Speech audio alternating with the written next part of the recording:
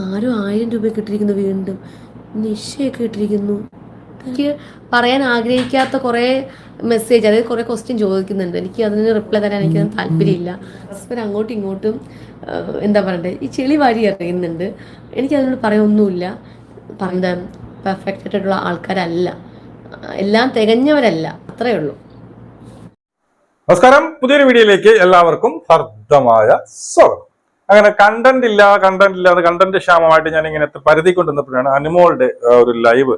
അവളുടെ യൂട്യൂബ് ചാനലിൽ ഇന്ന് രാത്രി 8 മണിക്ക് ഒരു ലൈവ് ഉണ്ടായിരുന്നു. അപ്പൊ ആ ലൈവ് കണ്ട് എന്തെങ്കിലും കണ്ടന്റ് കിട്ടുമെന്നുള്ള പ്രതീക്ഷയിൽ നമ്മൾ നോക്കി. പക്ഷെ 1-2 കണ്ടന്റുകൾ കിട്ടിയിട്ടുണ്ട്. അതിനെക്കുറിച്ചുള്ളതാണ് ഈ വീഡിയോ. ഇനിയും സബ്സ്ക്രൈബ് ചെയ്യാത്തുള്ളവർ വീണ്ടും സബ്സ്ക്രൈബ് ചെയ്യുക. കാരണം സബ്സ്ക്രൈബ് ചെയ്യാൻ പറയുമ്പോഴേ ആൾക്കാർ ചെയ്യുന്നുള്ളൂ എന്നുള്ളതാണ്, മറന്നു പോകുന്നുണ്ട്. സബ്സ്ക്രൈബ് ചെയ്യാൻ പറയുമ്പോൾ നമുക്ക് ഒരുപാട് സബ്സ്ക്രിപ്ഷൻ കിട്ടുന്നുണ്ട്. നമുക്കറിയാം, ഈ വീഡിയോ കാണുന്നതിൽ ഏതാണ്ട് എനിക്ക് തോന്നുന്നു ഒരു 70% ആൾക്കാർ സബ്സ്ക്രൈബ് ചെയ്യാതെ കാണുന്ന ആൾക്കാരാണ്. അവരൊന്ന് ഓർമ്മിച്ചൊന്ന് സബ് ചെയ്ത് കഴിഞ്ഞാൽ വളരെ നന്ദിയാണ്, അത്രയേ ഉള്ളൂ. ഓക്കെ, അപ്പോ ഇതിനകത്ത് ഒന്നാമത്തെ കേസ് ഞാൻ പറയാം. ഈ ഒരു ലൈവിനകത്ത് ഏതാണ്ട് ഒരു അരമണിക്കൂറിൽ കൂടുതലുള്ള ലൈവായിരുന്നു. ഞാൻ കംപ്ലീറ്റ് ആയിരുന്നു കണ്ടു. അതിനകത്ത് ഒരുപാട് സൂപ്പർ ചാറ്റുകൾ, സത്യം പറഞ്ഞാൽ എനിക്ക് തന്നെ ഏതാണ്ട് ഒരു 10 രൂപയ്ക്ക് അടുപ്പിച്ച് സൂപ്പർ ചാറ്റുകൾ കിട്ടി എന്നാണ് എനിക്ക് തോന്നുന്നത്.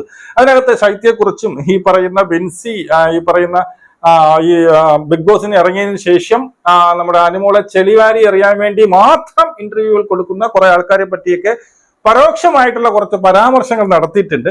അതിനെ കുറിച്ചൊക്കെ നമുക്ക് സംസാരിക്കാം. ഓക്കെ, നമുക്ക് കുറച്ച് അതിന്റെ ചെറിയ ക്ലിപ്പിംഗ് നമുക്ക് നോക്കാം. ഓക്കെ, പിന്നെ എല്ലാ മനുഷ്യർക്കും എന്താ പറയണ്ടേ, ഇമോഷൻ ഉണ്ട്, അതുകൊണ്ട് കരയും. പിന്നെ ദേഷ്യം വന്നാൽ ദേഷ്യപ്പെടും, സങ്കടം വന്നാൽ കരയും, അല്ലേ? അതൊക്കെ ഇത്രയേ ഉള്ളൂ കാണിക്കുന്നത്. ആരോ 1000 രൂപയൊക്കെ ഇട്ടിരിക്കുന്നു, വീണ്ടും നിശ്ചയൊക്കെ ഇട്ടിരിക്കുന്നു. നിഷ ആനന്ദ്, എന്റെ പൊന്നെ, ഇതാരെ വരുന്നത് നോക്കിയേ, ദേവന. എന്റെ പൊന്നെ, ഞാൻ ഈ അങ്ങനെ ദയവ് എന്താ അത് ഞാൻ ആണോ? ഓക്കെ, എനിക്ക് ഒരു മിനിറ്റ്, ദയവ് ചെയ്ത് എൻ്റെ അക്കൗണ്ടിൽ ഇങ്ങനെ കാശൊന്നും ഇടരുത് കേട്ടോ. ഞാൻ അങ്ങനെയാണെങ്കിൽ ഞാൻ ഒരിക്കലും ഞാൻ ഓഫ്ലൈൻ നമുക്ക് ഒരിക്കലും ആരും ഇടരുത്. മൂവി ഉടനെ കാണുമോ? ഏത് മൂവി? മൂവി എന്നൊക്കെ വരുന്നുണ്ട്. ഓക്കെ, അപ്പൊ ലൈവ് വന്നതിന് ശേഷം ഒരുപാട് പേര് ഈ പറയുന്ന ലൈവിൽ ഈ പറയുന്ന സൂപ്പർ ചാറ്റ് വഴി ക്യാഷുകൾ അയച്ചു കൊടുക്കുന്നു. മിക്കവാറും ഞാൻ കണ്ടത് ഗൾഫിൽ നിൽക്കുന്നവർ ഒരുപാട് പൈസകൾ, പിന്നീട് ഡോളറായിട്ടും അല്ലാതെയും അവരുടെ കറൻസി, അവരെവിടെയാണ് നിൽക്കുന്നത് അതിന്റെ കറൻസിയുടെ ഇതുമായിട്ട് പൈസകൾ അയച്ചു കൊടുക്കുന്നു. സത്യം പറഞ്ഞാൽ ഈ അനുമോൾക്ക് ഇത് ആദ്യത്തെ ഒരു എക്സ്പീരിയൻസ് ആയിട്ടാണ് എനിക്ക് തോന്നുന്നത്. അതായത് പറയുന്നുണ്ട്, അയ്യോ ദയവേത് 6 മണിക്ക് ക്യാഷ് ഒന്നും അയക്കരുത്. ഇതിനിടയ്ക്ക് കാർത്തിക് സൂര്യ വന്നിട്ടുണ്ടായിരുന്നു. കാർത്തിക് സൂര്യ വന്നിട്ട് 1799 രൂപ ഇട്ട് കൊടുത്തിട്ടുണ്ട്. 1799 കാർത്തിക് സൂര്യ ഇട്ടു. അങ്ങനെ ഒരുപാട് പേര്, കാരണം ഈ സൂപ്പർ ചാറ്റ് അയക്കുമ്പോൾ അതിങ്ങനെ എന്തെങ്കിലും വലുതായിട്ട് കാണും. നമുക്ക് ഈ പറയുന്ന ലൈവ് ഇടുന്നവർക്ക് പെട്ടെന്ന് വായിക്കാനുള്ള ഒരു അവസരം കിട്ടും. അപ്പൊ ഇത് കണ്ട് പേടിച്ച് ഇത് ആരും ക്യാഷ് ഇടരുത് എന്ന് പറഞ്ഞുവെങ്കിലും ഒരുപാട് പേര് എന്ത് ചെയ്യണം, തങ്ങളുടെ ഈ പറയുന്ന എന്താണ് മെസ്സേജ് ഒന്ന് വായിക്കട്ടെ എന്ന് കരുതി ഇങ്ങനെ ക്യാഷ് അയച്ചു. ഒരുപാട് എനിക്കൊരു 10 രൂപ അടുപ്പിച്ച് അതിനകത്ത് ക്യാഷ് ആയിട്ട് വന്നിട്ടുണ്ട് എന്നാണ് ഞാൻ മനസ്സിലാക്കുന്നത്.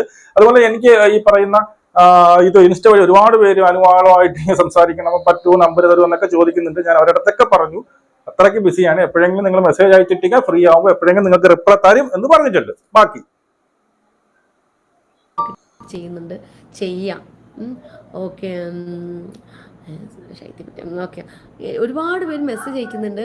അത് എല്ലാവരും ഹായ് എന്നാണ് അയക്കുന്നത്. പിന്നെ ഞാൻ പറഞ്ഞില്ലേ, എനിക്ക് പറയാൻ ആഗ്രഹിക്കാത്ത കുറേ മെസ്സേജ്, അതായത് കുറേ ക്വസ്റ്റ്യൻ ചോദിക്കുന്നുണ്ട്. എനിക്ക് അതിന് റിപ്ലൈ തരാൻ എനിക്ക് താല്പര്യമില്ല.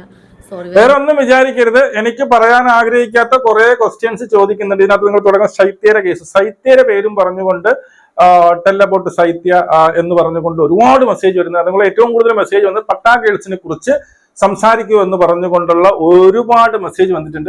പല ആവർത്തി അനുമോൾ ഇതിനകത്ത് പറയുന്നുണ്ട്. എനിക്കതിൽ പറയാൻ താല്പര്യമില്ല. എനിക്കത് എന്താണ്, അതിനെക്കുറിച്ച് എനിക്കൊന്നും പറയാൻ താല്പര്യമില്ല. ഒരുപാട് പേര് പട്ടാ ഗേൾസ്, നിങ്ങൾ റിയൂണിയൻ ഉണ്ടാകുമോ, പട്ടാ ഗേൾസിനെ കുറിച്ച് എന്തെങ്കിലും പറയാം, ടെൽ അബൌട്ട് ശൈത്യയെ കുറിച്ച് ഒരുപാട്, പിന്നെ ബെൻസി, ഇങ്ങനെയുള്ളവരെ കുറിച്ച് ഒരുപാട് ക്വസ്റ്റ്യൻസ് ചോദിക്കണം. വളരെ ബുദ്ധിപരമായിട്ട് എനിക്കതിനെ ആൻസർ ചെയ്യാൻ, കാരണം ഇവർ ഈ ക്വസ്റ്റ്യൻ ചോദിക്കുന്നത് തന്നെ എന്തെങ്കിലും അബദ്ധവശാൽ എന്തെങ്കിലും വായിന്ന് കിട്ടുകയാണെങ്കിൽ അറിയാമല്ലോ, അത് അടുത്തൊരു വിവാദമായി കൊണ്ട് വരട്ടെ എന്നുള്ള ഉദ്ദേശത്തോടു കൂടി ചോദിക്കുന്നവരാണ്. ഇത് അറിയാൻ വേണ്ടിയിട്ട് ക്യൂരിയോസിറ്റിയോടുകൂടി വളരെ ഉത്സാഹത്തോടു കൂടി ഇരിക്കുന്ന കുറെ പേരുണ്ട്.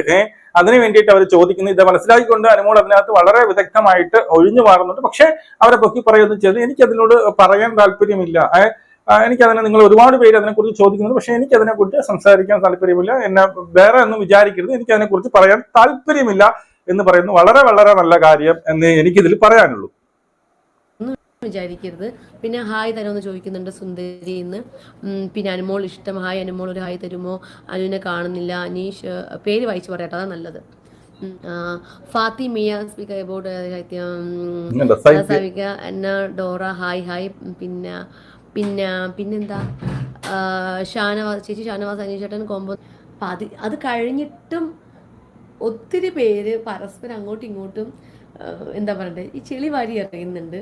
എനിക്കതിനോട് പറയാനൊന്നുമില്ല, പറയുന്നവർ പറഞ്ഞോട്ടെ. പിന്നെ ഈ പറയുന്ന പോലെ എന്നെ ഇഷ്ടപ്പെടുന്ന കുറച്ച് പേരെടുത്ത് ഞാൻ പറയുന്നതാണ്, കുറച്ച് പേര് പറയാണ്. എൻ്റെ പേരും പറഞ്ഞ് ദയവ് ചെയ്ത് ആരോടും വഴക്കുണ്ടാക്കാനോ അവിടെ പോയി എന്നെ കുറ്റം പറയും, എന്നെ മോശമായിട്ട് പറയുന്നിടത്തൊക്കെ പോയിട്ട് ബാഡ് കമന്റ് ഇടാനൊന്നും പോകരുത്. ഓക്കെ, ഇതിനകത്ത് ഇത് എടുത്തു പറയുന്ന ഒരു ക്വസ്റ്റ്യൻ, അതായത് ഇത് ക്വസ്റ്റ്യൻസ് അല്ല, അനുമോൾ എടുത്തു പറയുന്നുണ്ട്. എടുത്തു പറയുന്ന ഒരു സംഭവം മറ്റൊന്നുമല്ല. ബിഗ് ബോസ് കഴിഞ്ഞു. അതിന് കഴിഞ്ഞതിന് ശേഷം പലവരും വന്നിരുന്നു കൊണ്ട് എന്ത് ചെയ്യുന്നുണ്ട്, അങ്ങോട്ടും ഇങ്ങോട്ടും ചെളിവാരി എറിയുന്നുണ്ട്. ആരെയാണ് ഉദ്ദേശിച്ചത് എന്ന് നമുക്ക് വളരെ കൃത്യമായിട്ട് നമുക്ക് അറിയാൻ പറ്റും. അത് ഏറ്റവും മെയിൻ ആയിട്ട് എനിക്ക് പറയാനുള്ളത് അത് ബിൻസി ആയിരിക്കും.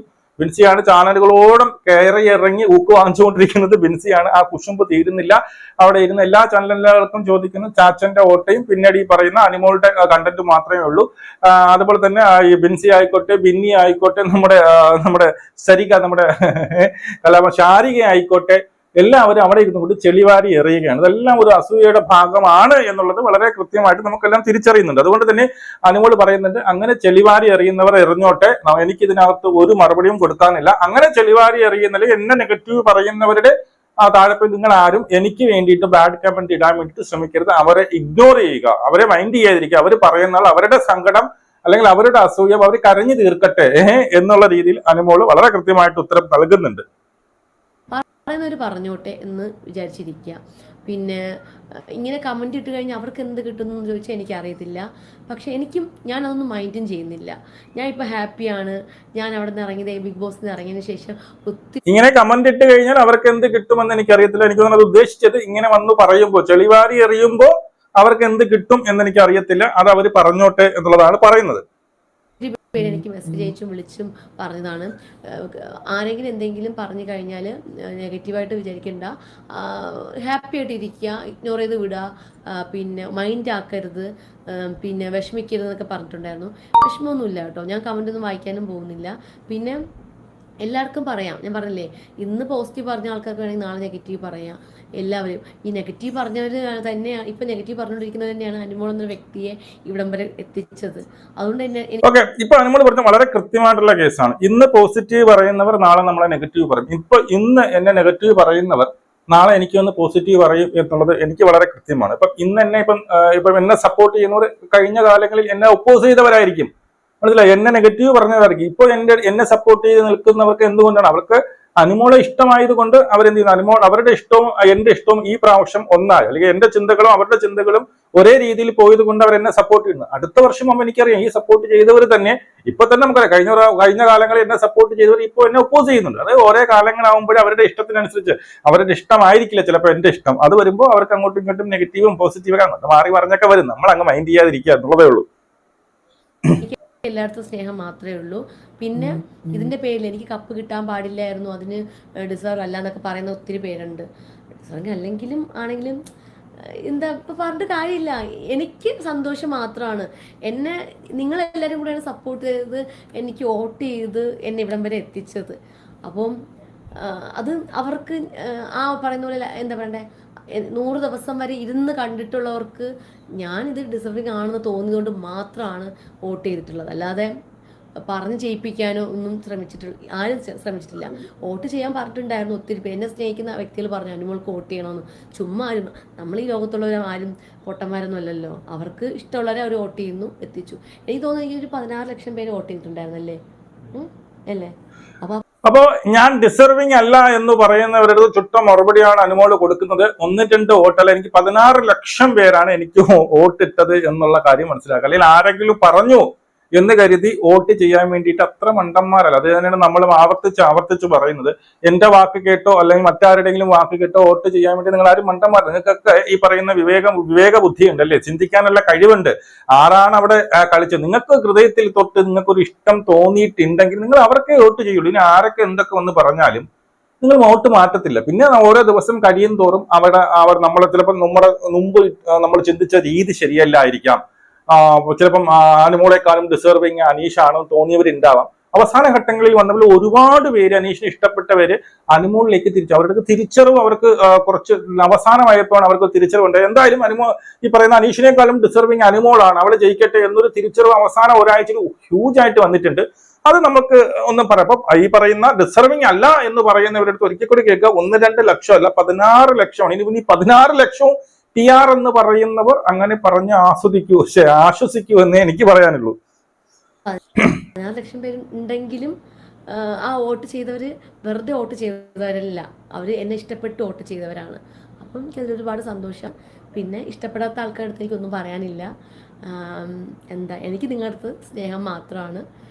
അത്രേ എനിക്ക് പറയാനുള്ളൂ, വേറെ ഒന്നും പറയാനില്ല. പിന്നെ ഈ പറയുന്ന പോലെ അവിടെ ഇവിടെയൊക്കെ പോയിട്ട് എന്നെ കുറ്റം പറയുന്നത്, എന്നെ മോശപ്പെടുത്തി പറയുന്നിടത്തൊക്കെ പോയി ചീത്ത പറയാനോ ബാഡ് കമൻറ്റിലാണെന്ന് നിൽക്കണ്ട.